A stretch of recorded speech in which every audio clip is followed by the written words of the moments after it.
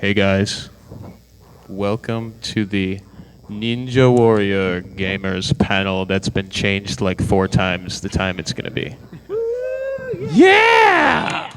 So, you guys are the only ones that actually know when it's actually gonna be. 'Cause they originally had us on Friday at 5. Then it was, haha, just kidding, Friday at 2 a.m., Saturday morning. And some of us weren't gonna be able to make it, myself included. But then they said 4:30 today. So we lost Drew Dreschel, but we gained Adam Grossman and Mike Myers and Sean Darling-Hammond. So, you guys are all here, so you all know the show probably. Is that the dude? That's not the dude. The dude! Oh. The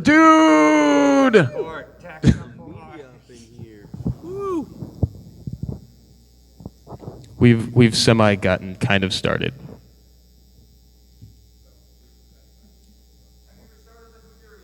It's the computer's on. We have things on it. No, he Restarted it. Oh, I have to restart it? Restart. On it. That was a pretty sound. Do you want to do questions while we get Are you Tom? choked on the mic? Oh, hey, good to meet you. You gotta get this mic. Thanks for accommodating. I know. Restarting. We I actually at the last minute got Saturday off. So if you need someone to fill that spot again, we can do an extra one because it seemed like not a lot of people actually knew. But, so if you need, I'll be around. Just in case anybody was still with the paper map and was I'll be around too, just so you know. You act like you've never seen a microphone. Maggie, you got figured out, right? we lost Drew Yeah, I got it Dreschel, but we squared away. gained Adam and Mike. I'm not officially on the panel list, but I got my badge. Well, everybody who's sitting on the panel should be able to get a refund. I just want to make sure that I make it. It can happen after the fact. I've got. Okay, yeah, I had to buy the badge. So Cool. anyway, technically, I think we're okay. It's, If they go for a refund. doing the loading things. If not, whatever, I'll throw myself either way.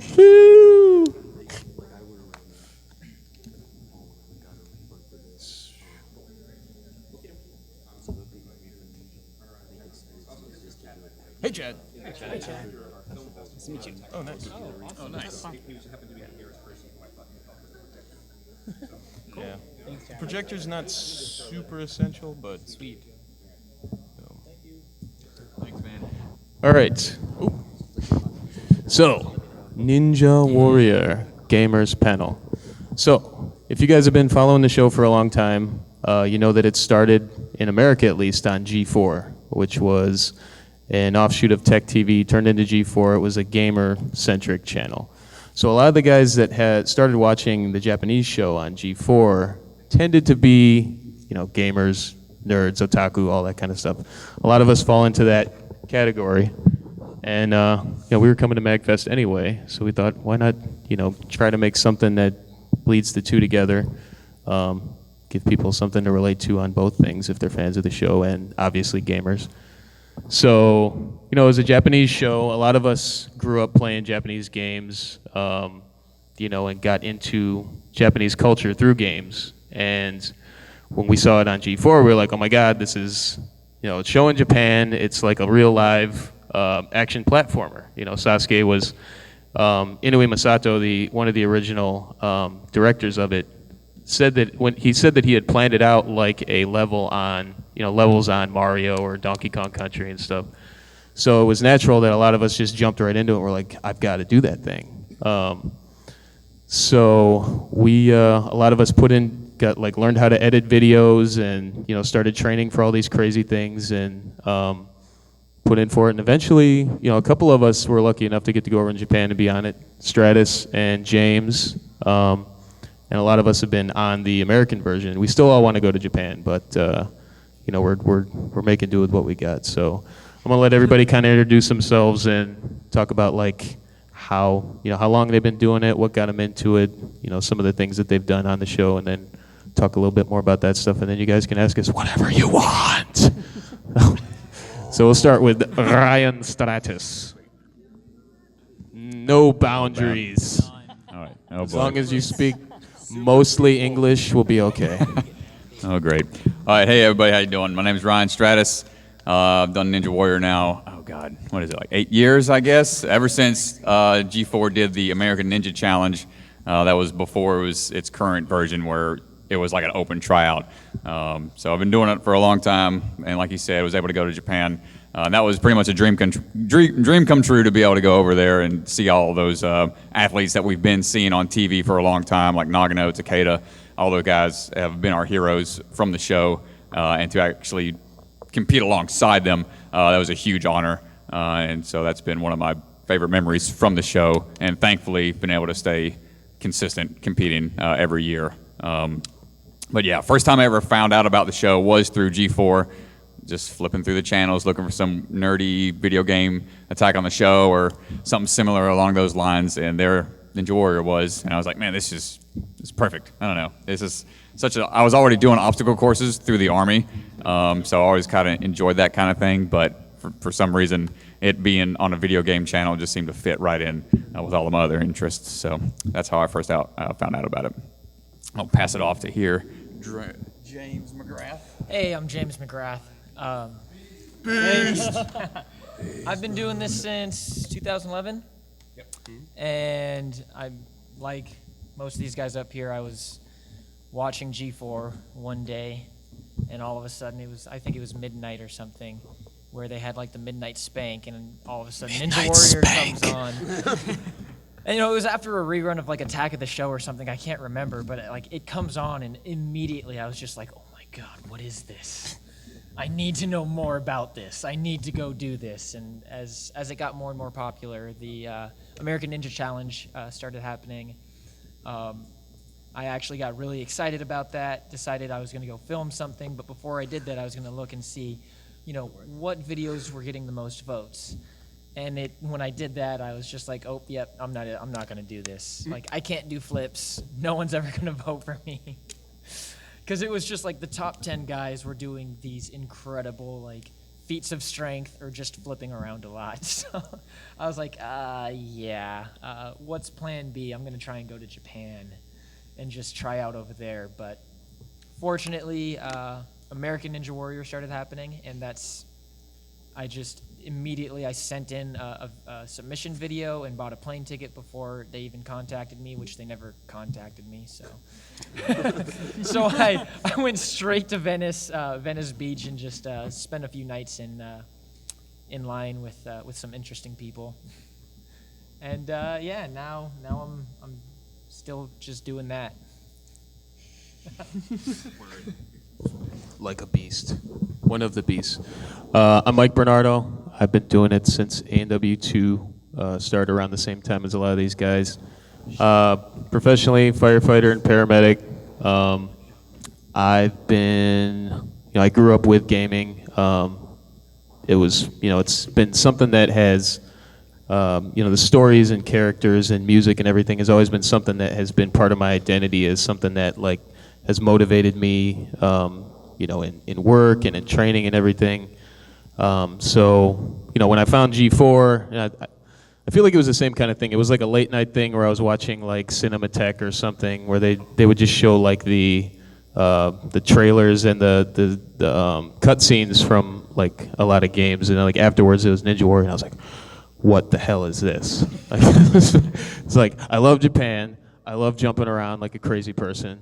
I love platformer games. How do I do this? And it was the same thing as James. Like, G4 was just starting to send Americans over, but it was like a voting thing. And I was like, I was like a wrestler, and I was a firefighter, and I didn't really do anything that was visually impressive the way, these parkour and climber guys were doing. I was like, forget about it. There's no way anyone's going to vote for me. And then I randomly tuned back in like 2009, December, A&W was on. I was like, what did I miss? Like there was like a week where they were like, hey, we're accepting applications, go.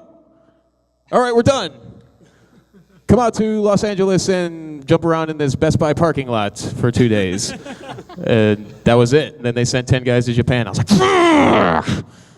So I immediately was like, the next day I went to my friend and I was like, all right, your girlfriend's got some kind of camera that we can use for something. All right, you're coming with me. Let's try to figure out how to make a video. And I went out to AW2 in Venice, and then I've done it every year since. So I was lucky enough to be able to go to Japan with Drew Dreshel the one time. But other than that, it's just been trying to get back there. We all went out to Malaysia to do a competition. Yeah, and it's really been amazing. Like it's stuff. It's everything that we love together. So I'm not going to blab for much longer, but give it over to Chris. All right. So I am not going to be as entertaining as Bernardo. I'm not as loud and obnoxious.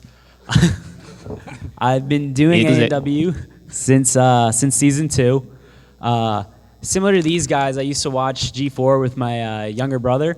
And back when these guys were looking at it, thinking about applying and watching all those parkour athletes doing all that crazy crap with the flips and the stunts, I was actually too young to compete, so I was one of those guys who was just constantly voting for Levi's video because I thought it was so cool, all the flips and the crap that he was doing. And then I'd watch a video of a guy like James where I'm just like, what's this guy doing? He thinks he can do this? Anyways, though, my brother and I got super into it. My brother's a mechanical engineer, so he actually built like all the obstacles in our backyard. And my parents have been like super chill about like letting him build all this crazy crap back there. So the two of us would go build and just like plan these things in like the most sketchy way and try to get better and try to like level up because like that was our thing is we always wanted to get like a little better. We kind of saw it as like a level in like a video game where you were trying to, like stage 1 was one level or the qualifier was one level and you were trying to just get past that one level no matter what it took to do. And we'd spend lots of hours doing that.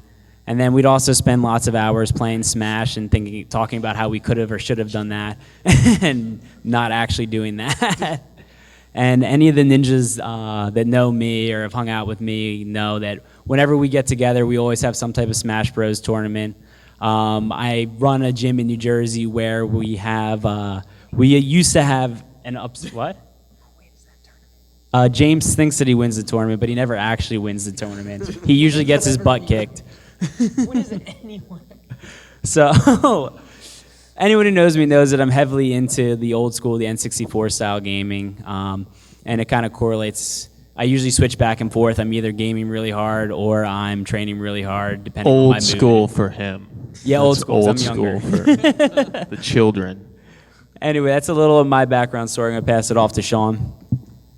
Hey y'all, my name's Sean Darlin Hammond. I'm one of the newer folks to the ninja community. So when they were on TV, either through G4 or through Ninja Warrior, I was one of those people who was just like, I'm a regular person watching these superheroes. I could never take on these courses. And for 7 years, I watched them and thought like, I'll never be like on a panel with them talking about this stuff or, competing with them like I did last season. And then one day, like think what happens to everybody, a lightning bolt went off and I was like, F it. I'm just gonna try. Like, what's the worst that can happen? I'm just gonna try. And it kind of was like, I don't know how many like anime heads are. Well, I'm at MAGFest. There's probably a lot of anime heads. It's kind of like Hunter versus Hunter when Gon is like, I'm gonna take on Hisoka. Like, F it, I'm gonna go for it. And he trains and he does it. Or like Cloud Strife going against Sephiroth. Like, I may be the weaker of the soldier, but I'm gonna do it. I'm gonna go for it. And I went for it. I started training. And eventually, after a few months, I started feeling like, man, I think I can do some of this stuff. I think that's what makes Ninja Warrior kind of special is they make it seem like anybody can do it, and if you really train, anybody can. So that's kind of like my story and my sort of like last year was going from just an aspiration to it being like my life now, and it's a big part of my life. So yeah, it's been cool kind of being part of this journey with these dudes. I'll pass it on to Adam Grossman. Hey, Mega Man, Mega Man. Mega Man. My name's Adam, nicknamed Mega Man by these guys. And like many of the people here, started watching it on TV. I've been competing since season 3, so 2011. Can't believe it's been that long. I was first saw the show back, I think it was 2005 when I was on G4. I was channel surfing. Hey, we got.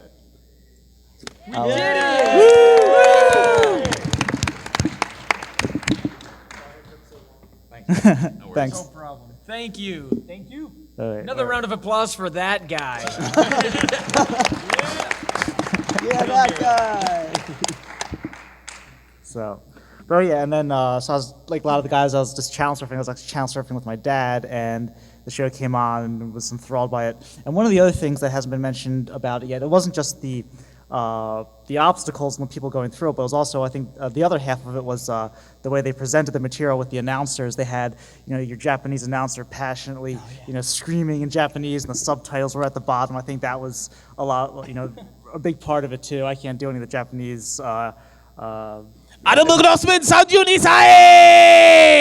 that, yeah. I was about to ask Mike to do that. More Mega Man stuff. There we go. He's earned the nickname Mega Man because he jumps like 40 feet in the air and he's like 3 feet tall. And so anytime we're at a competition and he's getting ready to go, I always find a megaphone somewhere and play the intro stage intro for Mega Man X. So, but yeah, and then so that's part of it.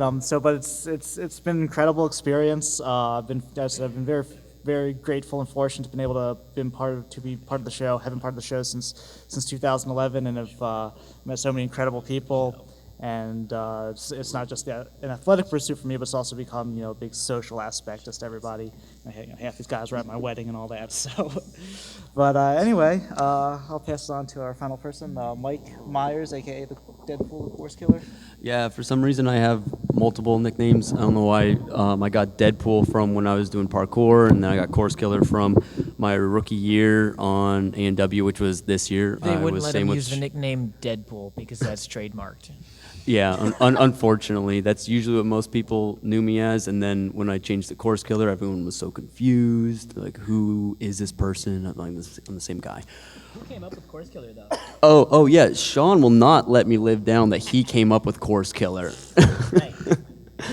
But like a lot of these guys, I was into G4. I was watching it. Since I was big into parkour, I of course loved watching Levi run it. And for the Did we explain who Levi was yet? Levi is a really here knows good who Levi parkour Muhlenberg athlete. is? Anybody know Levi? You Levi got one Muhlenberg? person, two people. It's really not important for reference then. Oh, okay. He's a really good parkour athlete and was one of the earlier Americans in Japan that had success in the show. He was the American Ninja Warrior for like 3 years, like the only one. And then Through after the American Ninja Challenge, which only sent 2 Americans to Japan at the time, predating American Ninja Warrior, he was one of the 2, and he was the only one that did well. And one of the years, he was like the only person that made it to stage 3. So he was like Legend. yeah, he was like the guy from America for like a long time. And for anyone wondering where he is now, he owns an organic farm in Michigan.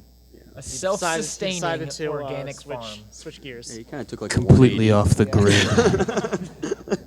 Negative carbon emissions. So that's what happens if you are one of the best and then you come out and you fail the first obstacle one year.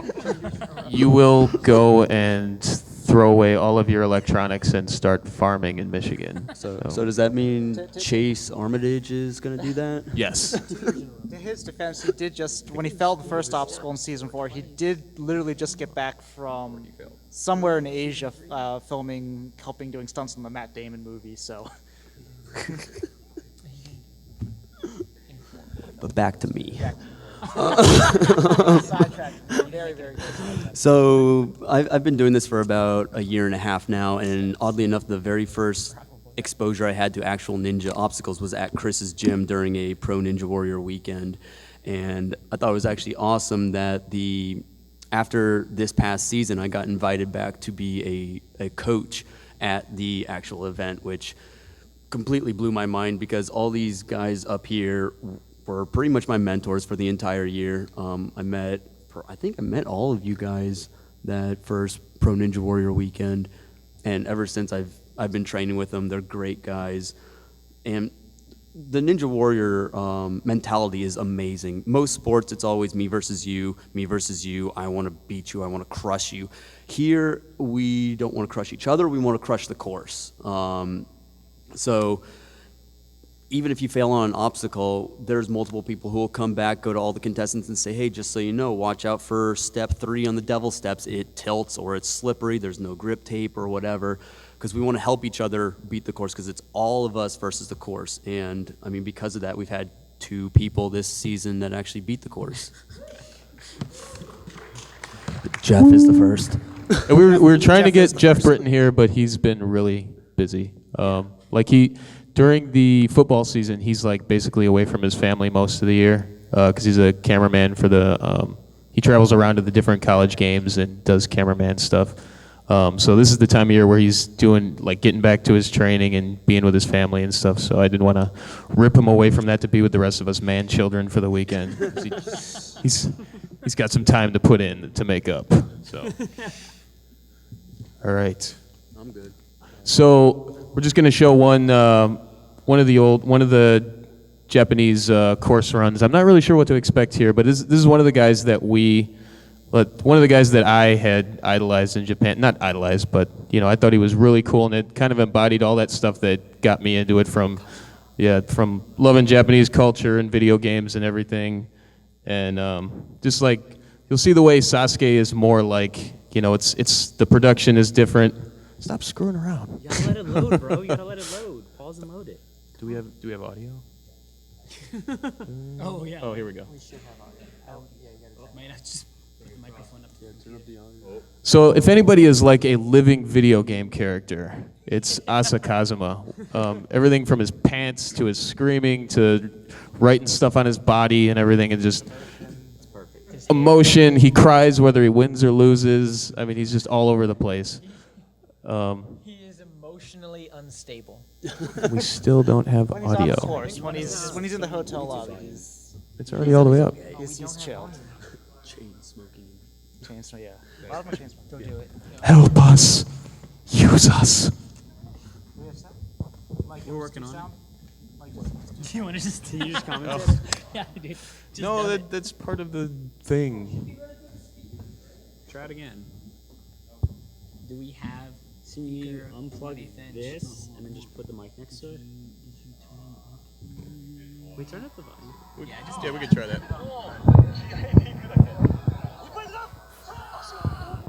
I don't even know where it's coming from.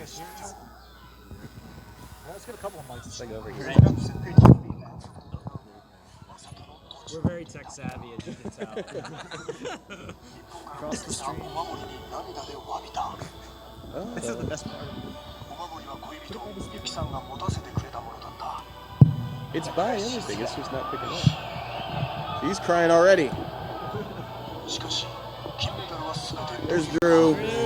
Drew couldn't be with us today because he's too cool. And he had to work. Yes.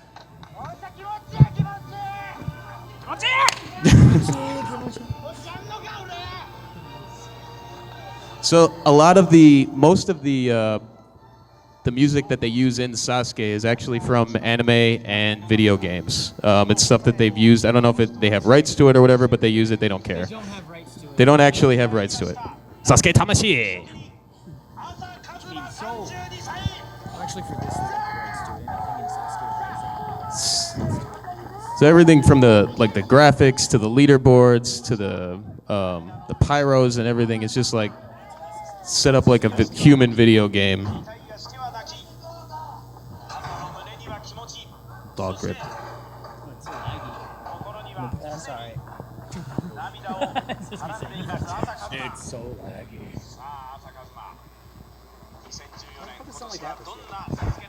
Does anyone here still watch the Japanese one? What? Recommend it. Still going on. It's still awesome. Yes. Yes. You should come up here.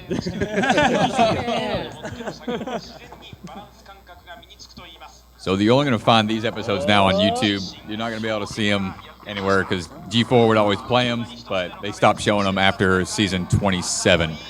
They haven't redubbed them or anything. So it's all been on YouTube later after the fact.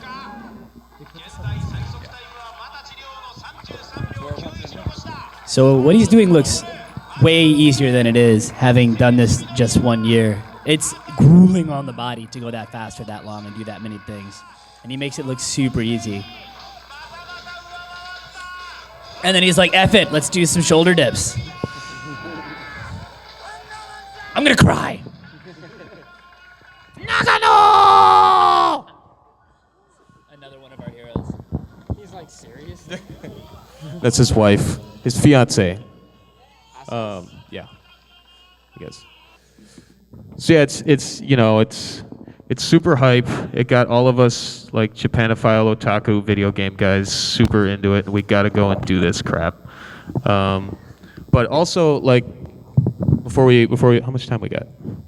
Because we want to open up to questions if you guys just want to talk about whatever. We don't want to blab at you about random things that you don't want to hear about. But a lot of us, throughout our growing up, I know me and Strat were like the same person in different states. We were both little scrawny guys that were super, nerdy into solitary everything, RPGs, magic, sci-fi, fantasy, everything. We were tiny, and we latched on to the stories and characters and music and everything, while we were growing up, and it helped us in, training and getting stronger and, bettering ourselves and other things that, people, seek all kinds of things to give them inspiration. And we, a lot of ours came from games and anime and comics and stuff. And I know I still listen to video game soundtracks, and especially, we got any OC Remix fans in the house? Overclock Remix? Come on. Almost exclusively while I'm training. It's just, if any of you haven't heard of it, dude, you're like an encyclopedia of video game music. yes. It's this super... I need to tell a story about this guy. So, for anyone who doesn't know him, he is one crazy mofo. And this crazy mofo came and lived with me for a month before one of the A&W comps. Actually, the most recent one. And at my gym, I have security cameras set up, obviously, for safety reasons. And I gave him a key so he could train whenever he felt like it. So, like 2, 3 in the morning, he would still not be back at my apartment. So I'd check the security cameras, and he'd have like Disney music blaring and would just be running around the place doing God knows what. And then when he would finally come in at like 5 in the morning, he would turn the shower on and sit in there listening to the Mario theme music for another hour until the hot water ran out. And that's how this man trains. True ninja training. True ninja training. Hashtag true ninja training.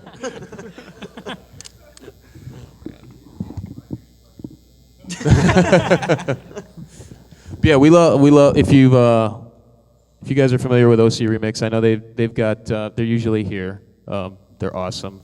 We love their crap. There was a time I went back to school for my my EMS degree, and I took a bunch of MIDI classes and music theory and all kinds of stuff, because I was like, oh, if I got a place to make stuff, I'm gonna make some remixes for OC Remix, and it'll be awesome, and they'll put me on there, and it'll be cool. And then I never did. But I do still listen to it while I'm training and walking around the city, thinking about life. What's that? Name that tune panel. Oh, you should. Yeah. You definitely should. I'd put money on you, dude. I would put hundreds of dollars. Is there one of those? Oh, when is it? When, where? When? Good answer. Hashtag Google it. Justin Kidd. Whoa! We have Justin Kidd. He made it through traffic. Another one. We will be there. You will lose.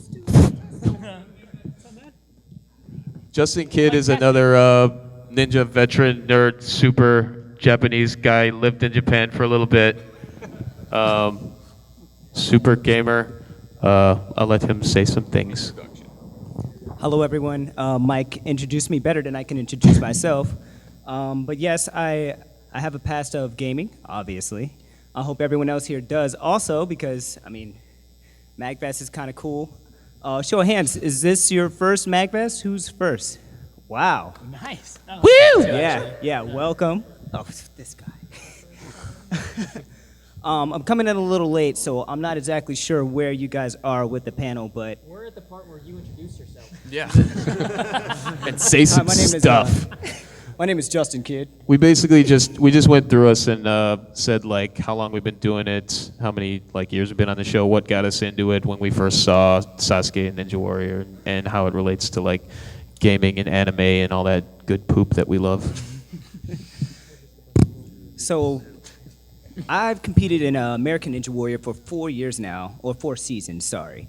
And I have to say, without question, gaming and anime has been one of the prime pushers of like why I do what I do. More specifically, there's a lot of games that I could relate to that I know that you guys would probably be like, yeah, right on. Like, for example, Street Fighter. Who's played Street Fighter? Woo! Wait. Who kicks ass in Street Fighter, though? Okay, all right, that's a better question, because we've all known, we've come across people who play Street Fighter, half screen distance, throwing fireballs all day, don't know what they're doing. So, but I digress. So yeah, I'm coming from a history before I got into this whole physical thing that is Ninja Warrior. I used to be a coin operator. I worked at an arcade while I was going to school, and that pretty much ruined my life because, I mean, there was school, and then there was after school, which was working in an arcade. And by arcade, we had like 2 really popular games at the time. This was out in Waldorf, Maryland, a place called Pocket Change at the time. And they had Dance Dance Revolution, and they had Street Fighter, Marvel versus Capcom, you name it, Capcom, we'll just put that there. So yeah, I started competing nationally in both DDR and in fighting games, and then that was pretty much my downfall, because then I was like, yeah, school, great. I went ahead, I continued through school, but as I started to get older, I said, guys, I'm so young and I could do so much, but I'm not. So that was part of the influence of, let me start getting a little bit more physical while I'm physically able to be physical. And then that ultimately led back up to me getting that inspiration from Sasuke and watching Ninja Warrior, and I said, hey, that's some pretty cool stuff. Look, these guys they're like big kids on a playground. Who doesn't want to do that? So that was one of the main influences. But I have to say, music from games has stuck with me more than the games themselves. I still have flashbacks from, Mortal Kombat, Street Fighter, RPGs. There's a lot of songs that I can relate to. Even Mega Man. Jeez, so many songs. Like whenever I'm in a pinch, I'll have one of those random dramatic battle songs kick into my head, and I'm like, oh crap, stuff is real, let's go. And then I could just push right through it. So, let's go! In fact, that's one of our biggest things. Like whenever I'm competing with Bernardo, you'll hear one of us screaming, let's go, because it's like a thing. Do you guys know Maximilian Dude at all? Yeah. Yeah, he's awesome. We like him a lot. Yeah, we like him. But his let's go thing is something that we've kind of adopted while we're at the tryouts and everything. So get you hype. And it's an instant translation for the thing that I say at the beginning, was like "Exa!" So it's like when me and Stratus are up there together, I would say that, and he would say Max's "Let's go." And I was like, instant translation. So that's all of us.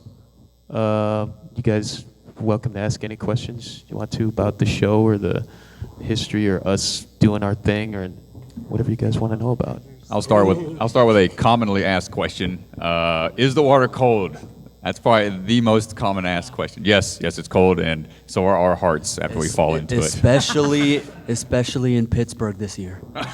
Yeah, it was about 40 degrees, maybe. No, not even under. All right. But seriously, who's got a question about the show, about anything? Yes, in the front.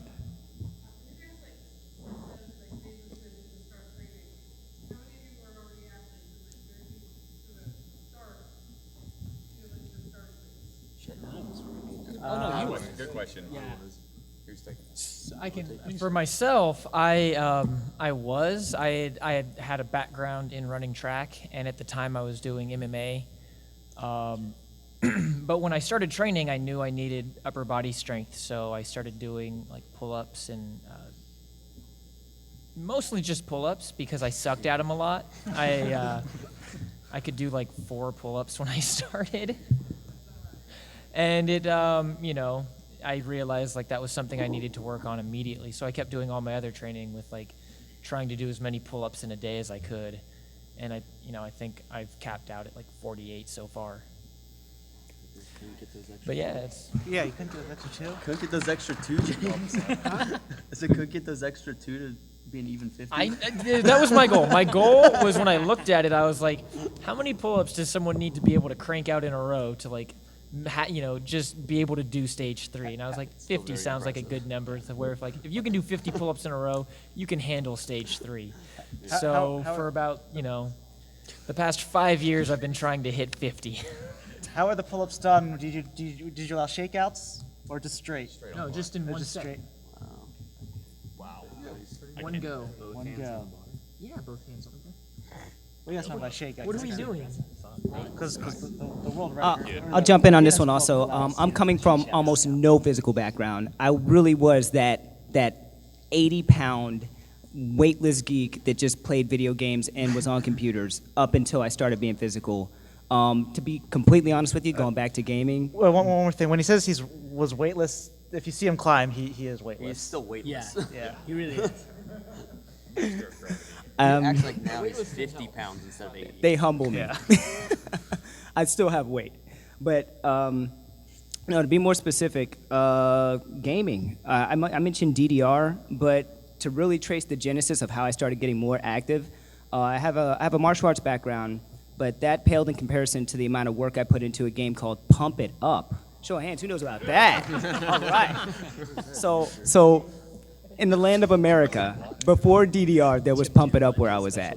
So DDR came, and it was like the bad boy basically. That was the one we hated on because what is that? It's trying to copy. It's ripping off our game. But yeah, we learned. But yes, DDR. That was where it all started for me, and then I just started getting more physical. Pull-ups, kind of a big deal. My background? Anybody else want to Yeah, chime in on that one? We'll go to the next question. Or I'll do. Yeah. So Alright, cool. I was like James. I was a runner before Ninja Warrior. I was a sprinter. Ran track in high school, Division I college, and post-collegiately. Really, since I was little, when I saw the Olympics and watched, the 100-meter dash, I was like, that's what I want to be. I want to be the fastest person in the world. But pretty soon realized, as a white boy from the burbs, that wasn't going to happen. And so I was like, well, I guess I can do Ninja Warrior for my Nice thing to fall back on. No. After closing the book of my running career, I needed a athletic outlet, and Ninja Warrior fell into that very nicely. So. Nice. All right, next question. Stratus. What? Oh, I thought you were going. Oh no. Next, we can move on. Next question, right here in the front. Then we'll go to the back next.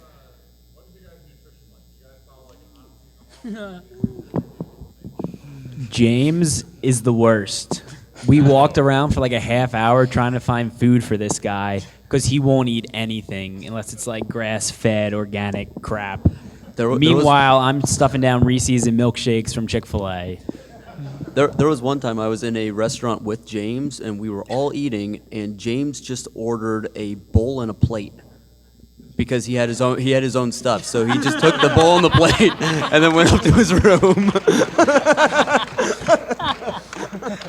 Look, I'm not like the most naturally talented. I'm not like the biggest, fastest, strongest guy. So I got to do everything I can do to give myself an advantage. So. Yeah. Yeah, most of the guys. Most of us aren't born with the physique of a gorilla.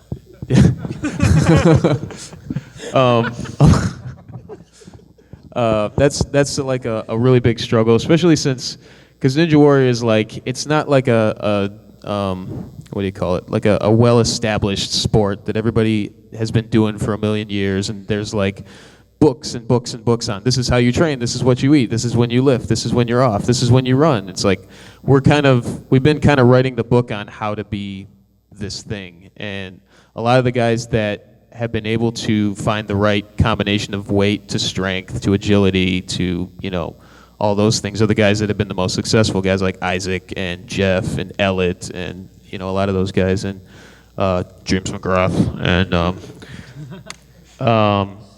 but yeah, that's kind of what makes it exciting, because a lot of us, just have regular jobs. We came into this with no plan of ever being any kind of competitive athlete after school or whatever, and it's like suddenly I'm on national TV in this athletic event. I better learn what the hell I should be doing, eating, sleeping, training. So I think that's kind of what makes it relatable to so many people, is that and what made the Japanese show relatable, but it wasn't like the professional athlete who doesn't do anything except, train and have people take care of him and, all that kind of stuff. It's like you got the fisherman and the shoe salesman and the computer programmer and, and the whatever Adam does. And, Well,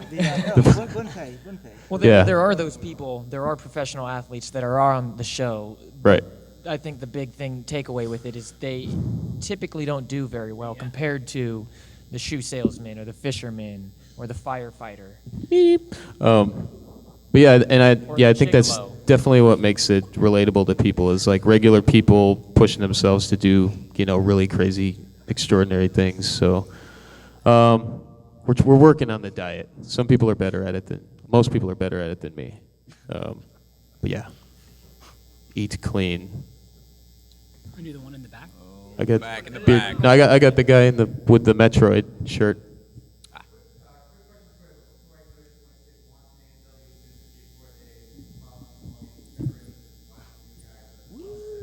Sweet. Thanks, man. Thanks.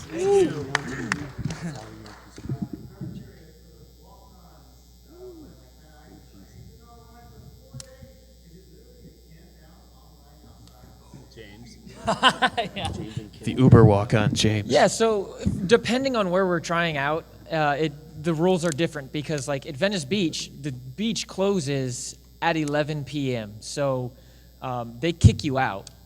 So the line essentially forms again at roughly around 4 in the morning, 5 in the morning, when you have to wake up and the beach opens and you can be there legally. I know some people would just kind of hide somewhere else on the beach and then come back after they kicked everyone out and then just sleep right there in line. For places like Orlando this past year, people showed up like 14 days ahead of time because tryouts were happening in inside Universal Studios theme park. They just kind of decided like, hey, I'm the first guy here. This is where we're camping out in, a public place where we can camp out. And that's, through the internet, that's where all the walk-ons came to camp out because there was like 50 people that showed up 2 weeks ahead of time. And then the week before, NBC or A&W sent some people out there to basically take the names of the first 25 people who were in line, and then they used that. They said, you guys can go home now. This is our list for the walk-ons. So they actually got to rest for like the whole week leading up to the tryout, so they didn't have to sleep out for 4 days and then compete immediately. And that's the way it's been most of last season because a lot of the locations are on private property. But before that, it was you're spending 5-6 days in a line where you're not moving. You're asked, you're going somewhere. You're getting other people things too. Otherwise, you're gonna lose your spot in line. Yeah, since I remember, I think in Baltimore, the walk-on line for season 5, basically the cutoff I think was around 4 or 5 days out, and now it's gotten to the point where the cutoff is literally like 2 weeks out. It's just grown a lot. I think in season 6, the cutoff was around 10 days out. What was it, Justin? About 10 days for Miami? Right. From Baltimore, I think we, I remember, I'm a 3-time walk-on, by the way, guys. So, yeah. No, you got your call this year. You got his call this year. Let's hear it for killing time in line. So yeah, Baltimore, you're right. I arrived at that walk-on line, I think 2.5 days prior to, and I was number 6 in line. If I were to do that last season, there's no like I said, way. it was literally like 2 weeks. People get in line for 2 weeks waiting for this. It's pretty insane. And I think 2 days is insane to stand in line. It's all based on the very first region. Whoever decides to start the walk-on line in the first region. There was some guy in Venice, I forget what it is. Yeah, he decided to go out 9 days in advance, just out of nowhere. Completely blew our minds that someone would go out that early for it. Yeah, it's kind of like buying a house. And it's gotten interesting too. It's turned into a structure. Like what you have now is these lines, like just like in life, there are rules. Like you don't just show up now and go, oh, I'm camping out. Like now it's you have to get engaged with whoever's already there and go, hey, look, I'm here and I'm going to be your friend until like the producer says that we're only taking a certain group, then I'll stab you in the back. But until then, we're cool. But when the walk-on line started to grow by days. There started to be some drama with it, and pretty quickly, people realized, okay, we got to have some kind of structure, otherwise, we will be killing each other before we get a chance to get in the course. So. The best policy with the walk-on line is to not be in it. Make a good video, and don't mess around with the stupid walk-on line. Be compelling. Also, out of the walk-ons, I think the most they've ever taken in any city is 25. So if you're lot. anything like, typically it's around 15 to 20. But if you're over like number 25, it's probably not going to happen. Gentleman in the blue? With the glove. Gentleman in the blue shirt? Guys, let's have one guy Yeah, calling yeah. the questions so we're not calling out 5 different people. So. Blue glove man, or blue shirt, then blue glove.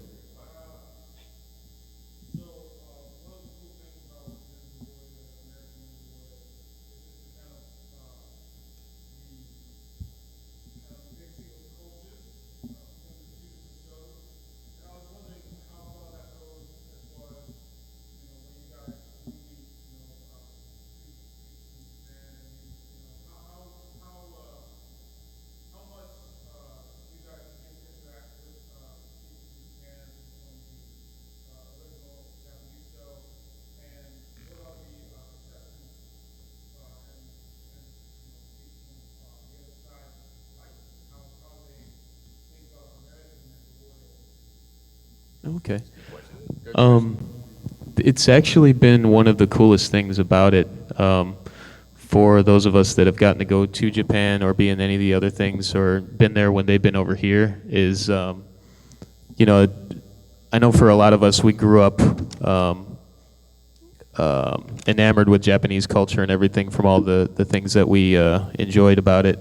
And, then watching Sasuke for a couple years and seeing these guys that we wanted to meet, and then suddenly we were over there with them, and the thing that I think was cool when we went, a bunch of us went over for a competition in Malaysia 2 years ago, where it was like a Team USA, Team Japan, and then there were teams from a bunch of different countries in Malaysia. From them seeing our shows and us seeing their shows, and then we interacted a lot on Facebook. They knew who we were as much as we knew who they were, and it was cool just to kind of take the magic down. And it's like they're regular guys too, just like us, and they're excited about it the same way we are. And there was a day where the day before the actual thing, we all got together and went and had dinner and got hammered and posed and did all kinds of crazy stuff all night, and it was like a dream. And so yeah, it's cool. I mean, they're regular guys too. If you can get through the red tape, you just hang out, and hopefully somebody around knows some Japanese, or some of them know some English. So we made it happen. But any other guys that went to Japan wanna? Stratus or James or? Yeah. In relation to that, it was definitely one of the coolest experiences of my life, just being able to interact with those guys. And even in Vegas, when they're there for the USA versus the World event, we've got some downtime to where we can interact with them, and that's a lot of fun. They're there to have a good time.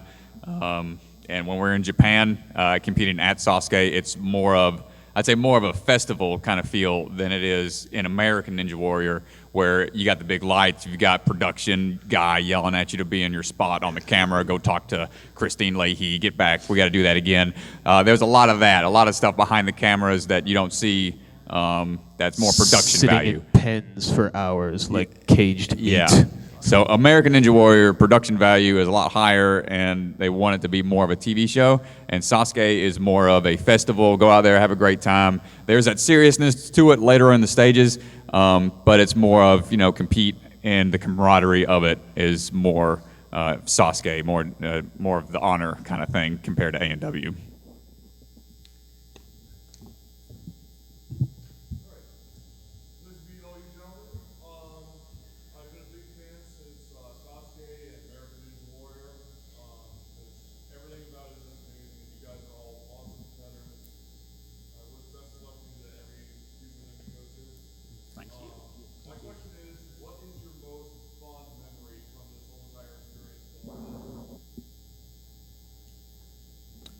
first one.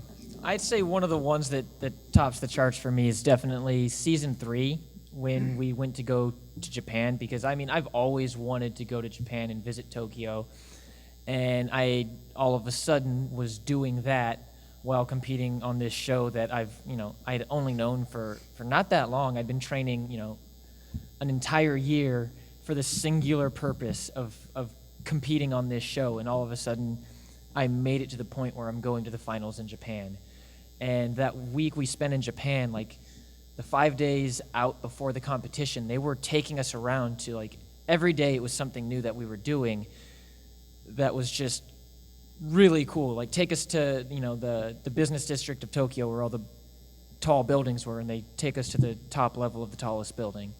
And they were doing cool stuff like that just for B-roll. We went to a 1,000-year-old Shinto temple and got blessed by the monks. We went to a kendo dojo and were trained.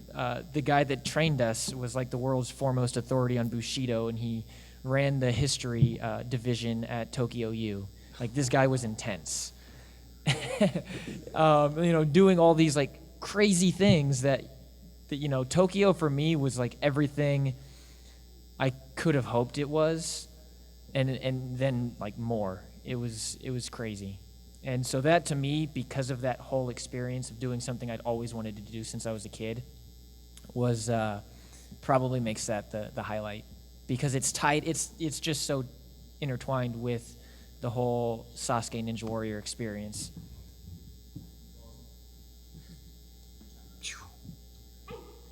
Hey. Energy. First of all, my dad is actually watching a couple of seasons, and he thinks it is so Sasuke. Sasuke. Oh, okay. My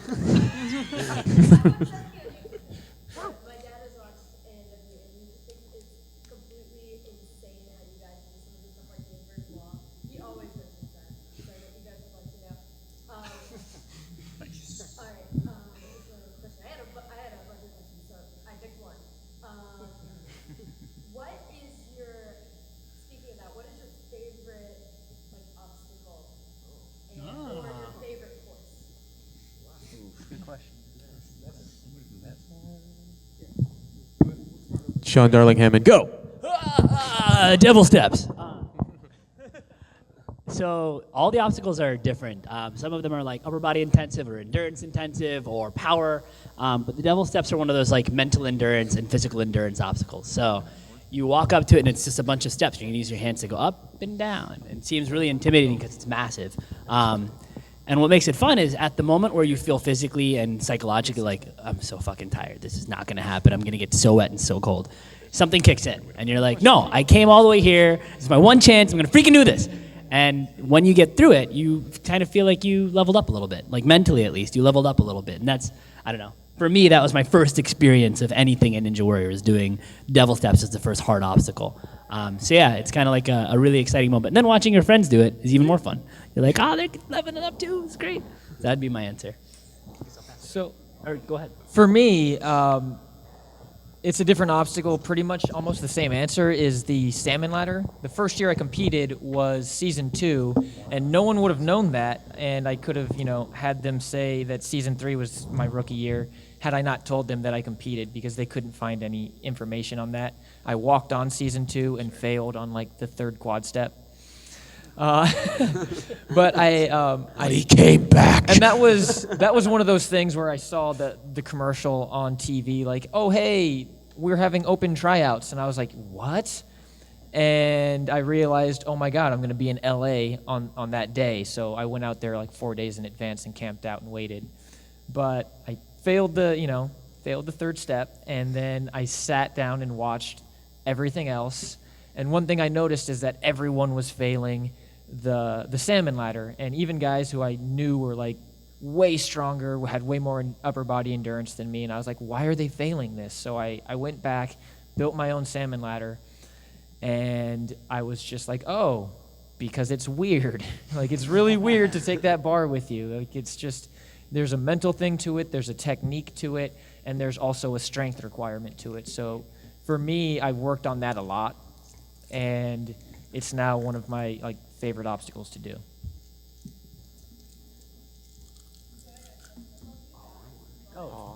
We wanted to do this. No. She's all right. Michelle Warnke is aight. better. Warnke's better. Megan Martin. Who said Megan Martin? Yes.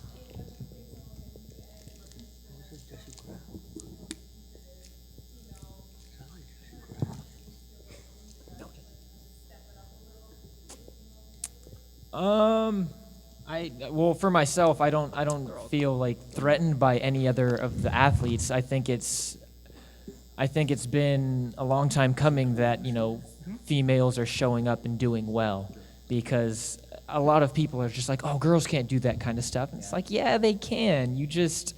They don't for some reason. And people like Casey and Michelle and Megan are, and Jesse are proving that. And I think I don't know how many people watch Team Ninja Warrior, but we had another, if you saw it, I think 2 weeks ago, we had another girl make it up the wall, Tiana, who competed.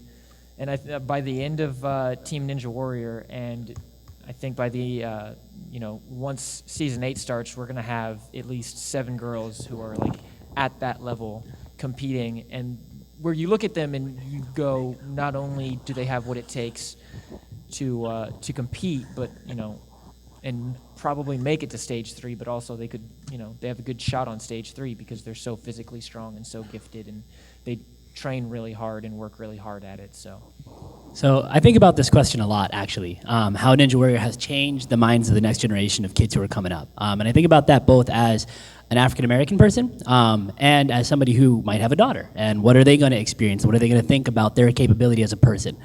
And it's one of the only athletic competitions in the world where men and women compete on the exact same course with the exact same rules, right, against each other. So the WNBA is the closest analogy because it's the same course and same rules, right? Like a different ball, but the same kind of thing, but they're competing against other women, right? So Ninja Warrior is changing how young girls see themselves relative to young boys. They see themselves as being equal in athletic ability. And I will say personally, there are a lot of women in Ninja Warrior who are better than me, like arguably, objectively better than me at a number of obstacles. And I love that. It pushes me, and it's a really great thing to be pushed by anybody. To say, like, it doesn't matter what somebody looks like or what they come from or what society thinks about their social group, they can kick ass at this. And that's what I think Ninja Warrior is doing for this country. And that's different than Sasuke, where there are not female competitors. They have their own, Sasuke is like Sasuke woman, right? Yeah, Konichi. So I think that's one of the things about Ninja Warrior that's spectacular. And I really can't wait to if I have a daughter, and be like, check this out. This is a world in which you can compete on equal footing and kick ass and make the boys in your class feel like they kind of suck at something. Children. Batman.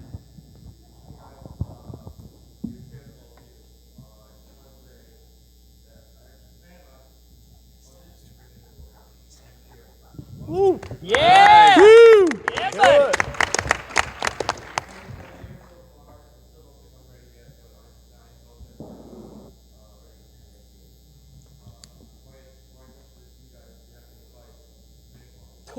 Just the fact that you're wanting to do it, just follow that passion, man. Yes. The fact that you want to go out and just go after it, that's a huge start, and just keep following that passion, man, because that's going to get you there. So as long as you keep that fire in your heart and keep driving after it, that's going to get you a long way. Yes. Nice. Awesome. Yeah, be the hero for her. I mean, that's a lot of the fathers, like Jeff, right? His little kid, Jeff Britton's little kid, she does this stuff, and it's like part of who she is now. And it's a huge part of the bonding that a lot of fathers and daughters have right now, and mothers and daughters, because Jess does it too. So yeah, go for it, man. I would have killed to have a dad who did this when I was little that I could follow yeah. him around and do all this stuff with. Michael Bernardo is my father. Do it. With regards to specific training, if it wasn't, I guess apparent at this point, climbing and parkour-based workouts, those skill levels correlate best with what is needed on the course. So if you Find a follow ninja gym in your area and Ninja get gyms. your hands on some obstacles. Yeah. Eat lots So- of lettuce and do lots of pull-ups. And let that fire burn. Because this is really hard. Like, it's insane the amount of training and time we put into this, and it's not an easy thing to do. And sometimes it gets hard to self-motivate to go do it. So you really just, however you got to feed that passion, do it.